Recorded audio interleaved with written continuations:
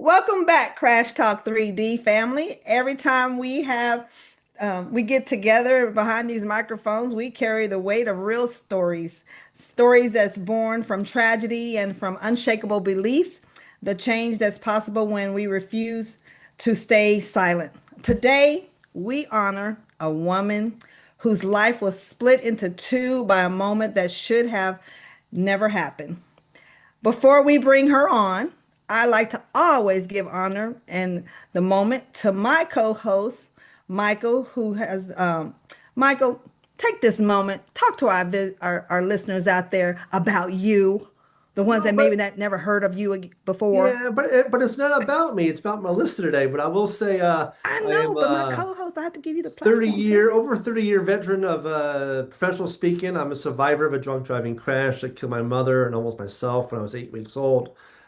Comedian, author, photographer, and college educator. And I'm very happy to be a part of this wonderful podcast. Again, we're just here. Thank you, Michael. So, listeners out there, I have a wonderful guest today. Her name is Miss Melissa.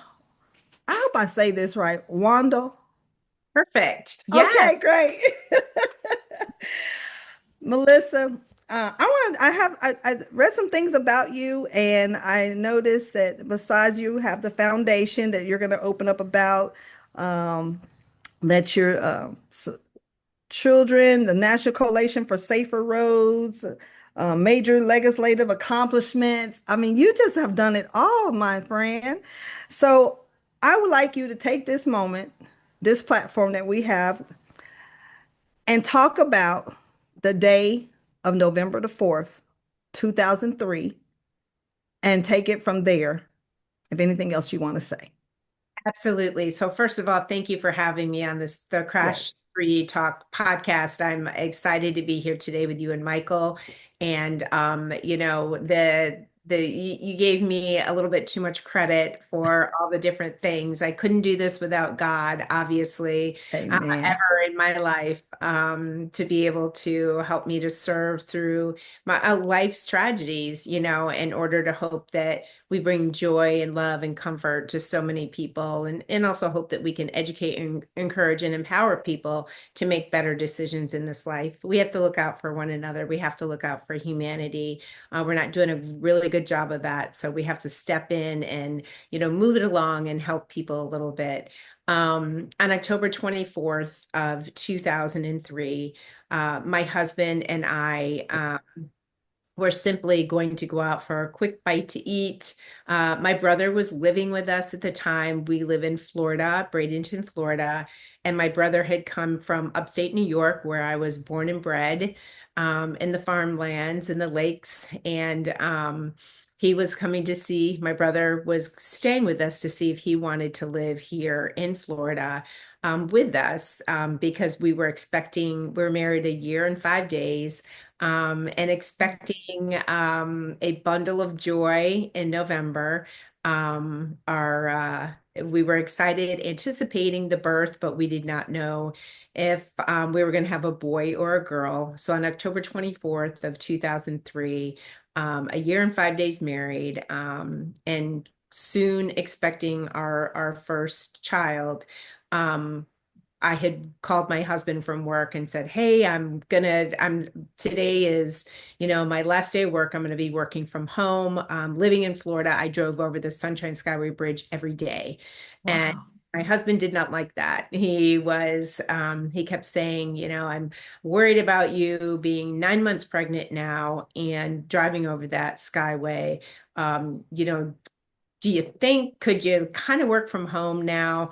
And so I kind of was surprising him that day. And I called him from work and said, "Hey, do you want to go out to dinner and go get a quick bite to eat?" And with my brother as well. And he said, "Gosh, that's a great idea." So I got home.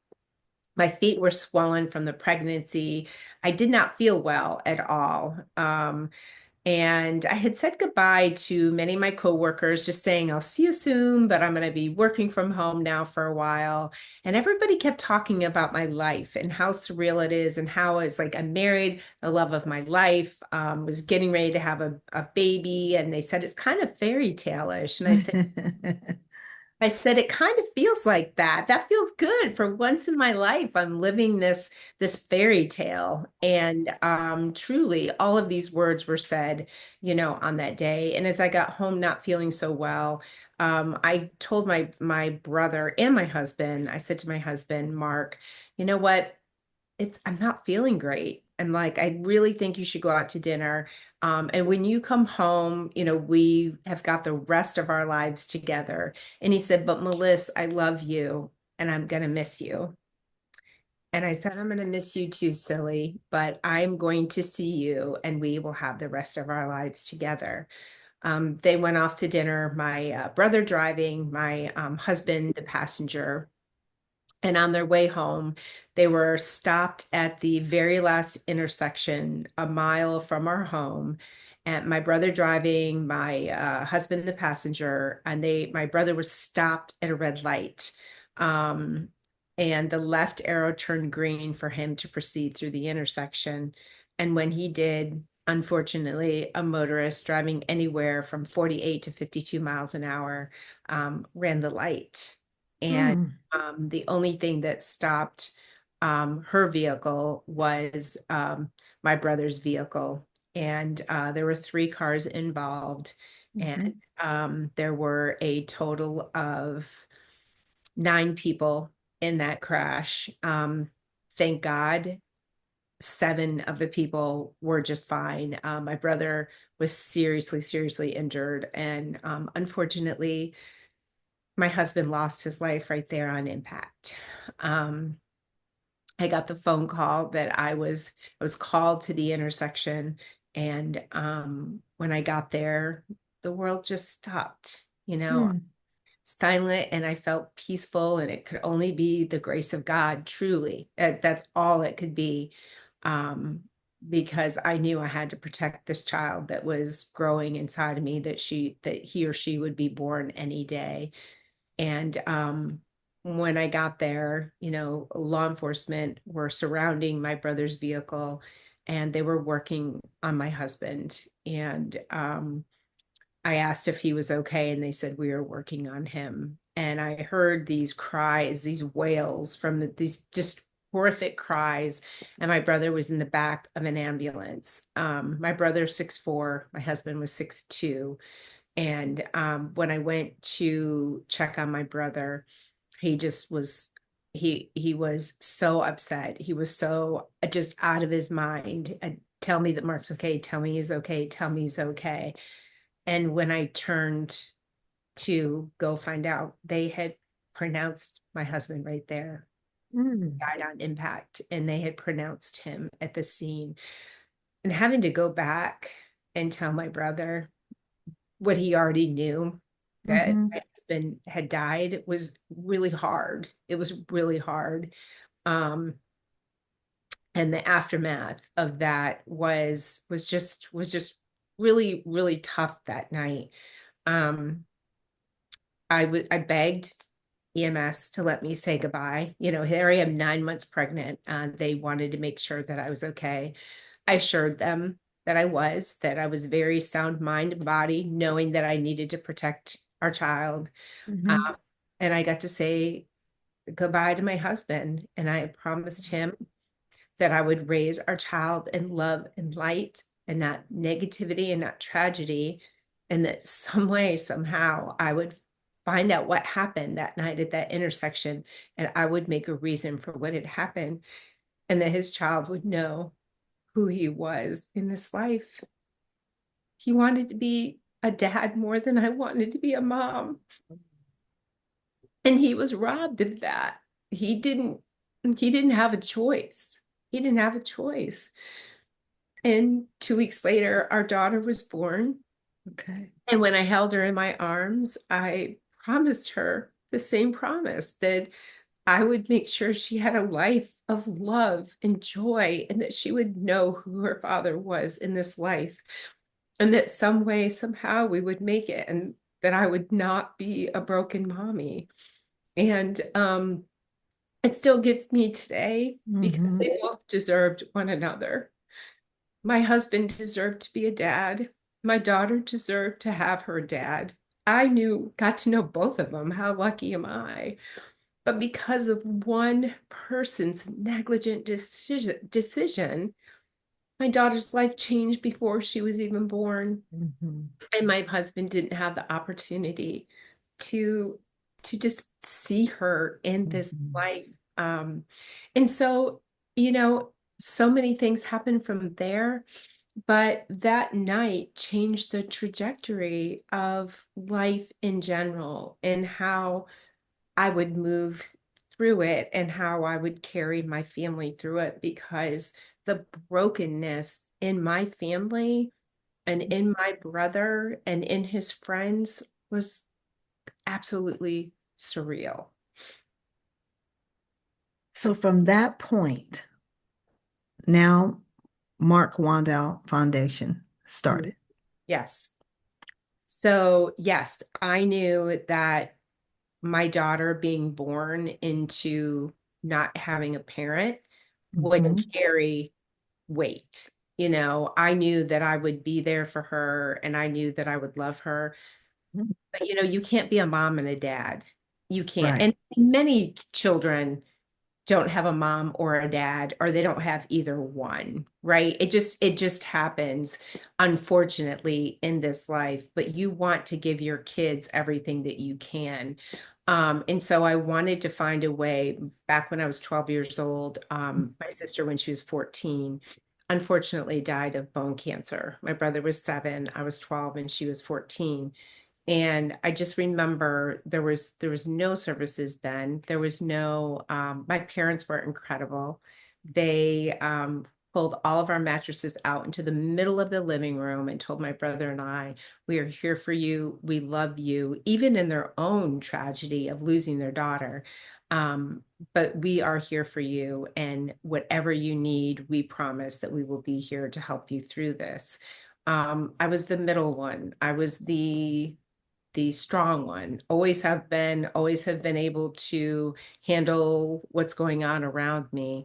Um, I went back to school and I was treated by a teacher like really negligently, just really nasty, that I did not complete my work while my sister, while I was out because my sister died.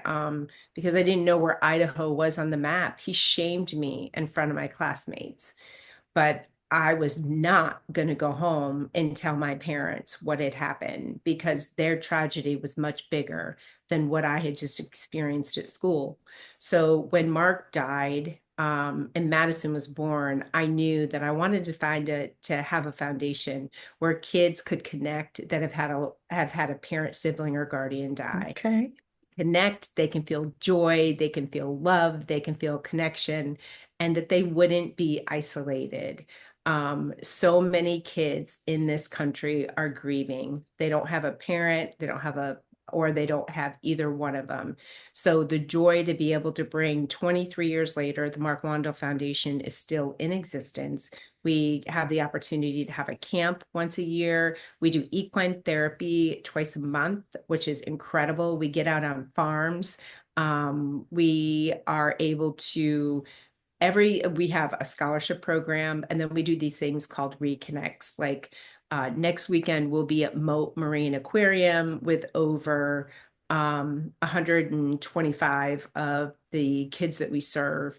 And we get the parents, the guardians, the grandparents together so that they also can connect with one another and help each other through life. So the Mark Wandall Foundation, the mission is to be able to help facilitate programs for children, Right. young adults who've had a parent, sibling, or guardian die, so that the biggest thing is to let them know that in spite of their grief, they will have a happy, healthy, and optimistic future. Okay. All Mhm. right. So there's something going on that's really big that you're doing right now. Yeah. Tell us about that. Yes. So August 2nd through the 8th is National Stop on Red Week. Really excited. It's our Super Bowl at the National Coalition for Safer Roads. Okay. It's a week where it's going to be the week theme is Stop Today, Protect Tomorrow. And we'll have Facebook, not Facebook, all social media buttons and banners. We'll be able to have the opportunity to share assets. We're going to share some stories. We have a story of one of the kids in my foundation whose dad died. And so we're going to get to hear from him. We'll get to hear from an adult who had survived being hit while she was running by a red light runner, and she survived. 2024 Insurance Institute for Highway Safety, 1,119 people were killed in red light running crashes, and 141,000 were injured. These numbers have got to start turning around. Hmm. So that week is an opportunity for us to really share. And you could go to ncsrsafety.org/stoponred26. Or Repeat that one more time. Repeat that one more time. Yep. So ncsrsafety.org/2026. Or you can go to melissa@melissawandall.com, where they can email me and we can get them on a list to make sure that they get all those assets. For that week. It's such a fantastic week, and every day you can share. And we also want to hear from other people who have been injured or have a family or a friend that has been killed by a red light runner. We'd love to share your story too. We'd love you to join us in that week. So we're really excited about August 2nd through the 8th is National Stop on Red Week.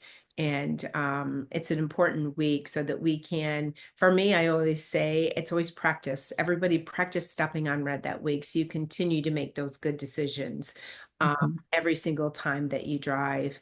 We have to take care, like I said in the beginning, we have to take care of one another in this life. We're not doing a great job out on our roadways, and we can do better. We can Mhm. absolutely do better. And so any way that we can raise awareness to make that happen is exactly what we need to do. Right. So I have a question. When you look at the Mark Wandall Traffic Safety Act today, Mhm. what part of its impact moves you the most? That someone had to die in order for the red light safety cameras to be implemented in the first place. That my husband's legacy has saved so many people that we will never know who it saved, that it has been um, 16 years in existence. It had to fight hard for that law in order to pass in 2000, May 13th of 2010. And it became a law July 1st, 2010. And here we are in 2026. And thankfully, we have been able to keep the red light safety cameras and open up um, automated enforcement in the state of Florida, um, because we know that it's not just the cameras, but it's the red light safety cameras. It is the law enforcement. It's education. It's engineering. It's awareness. It's a combination of things that are going to drive down insatiable heartache at the end of the day. And that's exactly what this law, the Mark Wandall Traffic Safety Act, does. It mitigates the opportunity for somebody to be killed or seriously injured Mm, section. okay. My next question for you is, what was the moment when grief shifted into purpose for you? Grief shifted into purpose the night my husband was killed and I was carrying my daughter. I knew that I could not carry the weight, the black hole of grief in my life, and be a mom. I just couldn't. She did not deserve to have anything in her life happen before she was born. And the purpose, I have chills right now because many people don't understand, but that it was that night. It was that night that Mark was killed. Um, I knew that I had more on my shoulders than sitting down and really truly letting grief take me over. I knew that I had to take it, honor it, feel it, Mm-hmm. able to move through it because my daughter deserved to not have a broken mommy, and she deserved for the other parent that she did have left in her life to serve her well. So now she should have she's graduated high school. Yes, she's 22 years old now. Okay. Yes, Okay. she's 22 years old. Yes. Do you see some things out of her that you see of Mark? Yeah, so she's Mm-hmm. her own person. She's a combination of the both of us, but Mm-hmm. definitely, it's funny. I always tell people she's actually a huge, by looks, she's a combination of my sister who passed and Mark. Wow. Talents. My sister was talented. Madison's talented. Um, Madison has just little quirks that she would never know that her dad had as well. She's compassionate like him, but she Mm-hmm. would never let anybody run her over. So it's amazing to, be able to see, the beauty of what he, left in his place. Um, I will never be more grateful to God for the opportunity to raise this child and to be able to have her in my life. It's our children are a huge blessing each and every day. Um, Mm-hmm. but having her as soon as, having her 2 weeks after, Mark was killed, um, I didn't feel so alone anymore. And I didn't feel alone from the night that she was killed, that he was killed Mm-hmm. because she was with me, you know, Mm-hmm. obviously physically. So the thing that is so beautiful though is I was sure I was carrying a boy and he was I was carrying a girl. He asked me, he was a one of those GQ smart guys, handsome, handsome, handsome. But he always knew that he always wanted to be a dad, even from high school. And he asked me, he said, I really, since high school, I've wanted to name, if we ever have a girl, can we name her Madison? And I said, sure. And I said, as long as we can name her Grace for the grace of God, her middle name. Okay. And it's Okay. crazy how truly her middle name came to be. So yes, so she is Madison Grace, and and she has taught me so much in this life. But she's also given me the ability to, for a child that was born into this, I mean, she went to, yeah, she went to all like legislation with me. She was at every Okay. meeting. I mean, she went to all my speaking engagements. I mean, she was involved in the foundation. She has her own desires and her own dreams, and I always want her to be who she is. I don't want her to have to be who I am because that's not what we do for our children anyway. Mm-hmm. But I'm every day I do not take for granted. Was it the hardest thing being married a year and 5 days? One of the hardest things being married a year and 5 days and being 2 weeks from having this baby without my husband, 500%. But I will never be more grateful for the token of love that he left behind, that has really truly helped me to walk through this life and to help pick up other shattered people, other shattered children, to connect other children, to let them know that they're not alone, to let them know that there is joy and life and love, and that we need to embrace it and um, try to wipe out the noise in our heads that we have when we're dealing with grief. It's so easy to get caught up in it and get blown away by it, but Hmm.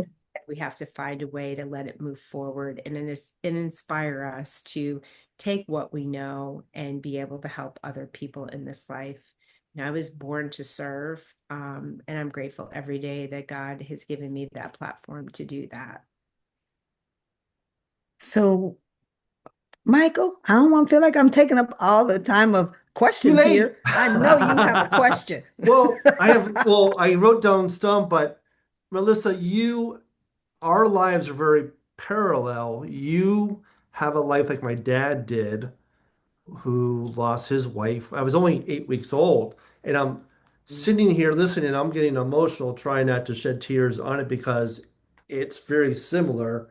Whereas me and your daughter, I was 8 weeks. She wasn't even born yet. Not knowing my mother and knowing what your daughter missed by not having her dad, Mhm. knowing what I missed. This is gonna be hard. Not having my mom, and in fact, the word mom is hard for me to say. It's not the word mom or mother. I don't say it with the same passion or love because there's not a relationship. So there's so much that I would like to ask, um, because my family thought I was fine the entire my life, and then when they read my book, they went, "Oh, we thought you're always you were fine," but no one knew what to ask or say. Now this is also 1970 versus 2003, so thing is 33 years, difference. Um, not having that and understanding what your daughter went through, understanding what you've gone through, and then turning my mom's death into purpose. I was in high school when I was in SAD and joined SAD and went, oh, here's something I could do. Then college, oh, I could be a speaker and doing that. I would like, if you, I know we have time, we have about 8 minutes left. Um, and I don't remember if you remember this conversation where I asked you a long time ago about the camp you did for kids for grieving, because I didn't have that. I went, now Yep. that I went through grief counseling in 2019 when my dad passed away, and I was 47 years old and finally processing my mother's death. Didn't do Yes. it growing up because no one knew back then, all those type of things. Can you talk more about the youth bereavement camp, the comfort zone camp, and how just examples of kids that how it's transformed their lives and it's how it made their lives better dealing with the grief and trauma. Yes, absolutely. Question. And I honor that for you. And my daughter will say the same thing. I'm not going to speak for her at all, but the looks that people would give her and say, I'm so sorry. She's like, what are you sorry for? Right? Because she didn't know. You don't know how to feel. She doesn't know what it's like to have a dad. She has no idea. Somebody can walk down the street and it would be, she would know them better than she would know her own dad, which is the same for you. You know, you don't know, you didn't get the opportunity to have that time with your mom. So a lot of our kids that we serve, and I will get to the camp, but the camp is the same as all of our other programs that we have. And that's why I bring them together. A lot of our kids truly were born into either their mom or dad's died at 2, 3, 4, and they don't remember them and they feel guilty because they think that they should.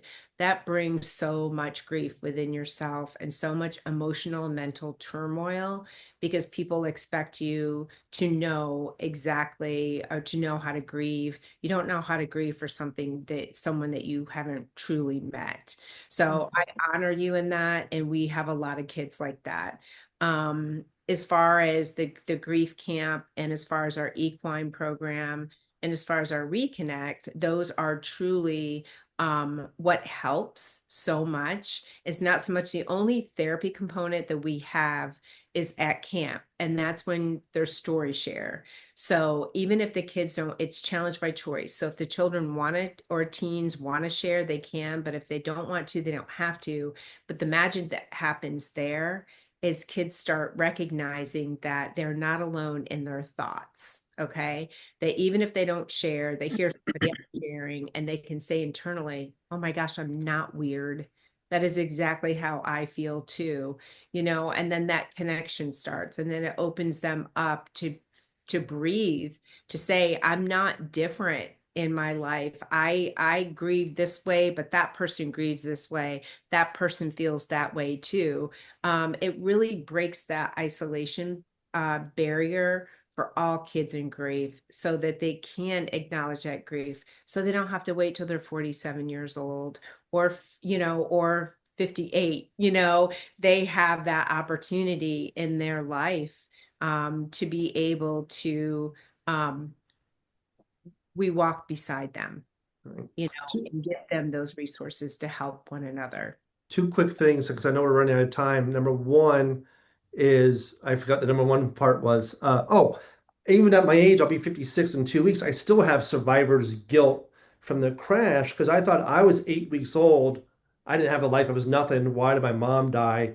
And why not me? Right. So you Yeah. have that. The other thing Yeah. I have, the question is, and I don't know if you can answer this for your daughter, but what are your best coping mechanisms to deal with trauma and grief that you used over your time? Like for me, mine's humor. If I didn't have humor, I don't know what I would do. Um, Yeah, absolutely. And I think we all have different things that we do. Me, I have to get out and I power walk. I devotions first thing in the morning. All this time later, it's been 22 years. It's been longer than that since my sister died. But for me, it's those mornings. I get up in my days, I get up 5:30, 6 o'clock. Don't throw my head back on that pillow again till like 11:30, sometimes midnight. There's just so much to do. But I take that hour in the morning and I have those devotions, I have those prayers. For me personally, Mhm. it centers me and helps me to move through the rest of my day because people always talk about grief and that you're done. You're not done. You're not done. You will never be done with right, grief. You will move through it all the time. Just like you will always come to a point where we will find that grief will reside within us, but it's how we utilize it. And so for you, it's humor. For me, it's another way, but that's what we want to do. Those are those healthy coping mechanisms because children in grief are absolutely children at risk. And so we need to get them right where they are. And I am so grateful every day. We have the programs through the Mark Wandall Foundation. We have the kids, but the funding, people don't understand the essence of we do and the funding. And we just need funding to keep moving these families through their grief. So, Don, we have like 2 minutes left. All So right. just So again, Melissa, just for our listeners and viewers out there, for your funding, how can they donate or participate? I think you answered the participation, but how can they further assist into the foundation? so the Mark Wandall Foundation, Okay. www.themarkwandallfoundation.org. And that is Wandall is Wandall. But again, all they have to do is simply email melissa@melissawandall.com. And whether it's through NCSR, whether it's through the Mark Wandall Foundation, whether it's about the Traffic Safety Act, whether it's speaking, you can get a hold of me. And I'd be delighted to help with anything. And also for all of those families in Florida, if you know kids in grief, then our programs are free to all the families that we serve. And so reach out to me and I can resource these children as well. Well, thank you, Miss Melissa, for being here. There you have it, listeners, my Crash Talk 3D family out there. Miss Melissa Wandall is our guest on today. Phenomenal advocate, I must say, strong will with.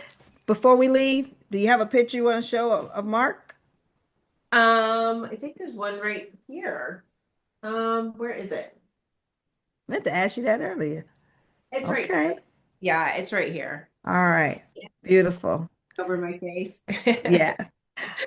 Well, thank you again for being our guest. We should always keep in touch, but there always remember out there, land of the living, stay safe. And I'll have this quote for you. When the silence of one good deed speaks, it echoes louder than anyone can imagine. Don't forget to hit the like, don't forget to share, and don't forget to subscribe. Again, Crash Talk 3D, until we talk again, be safe and stay near. Love you. Hold Thank on.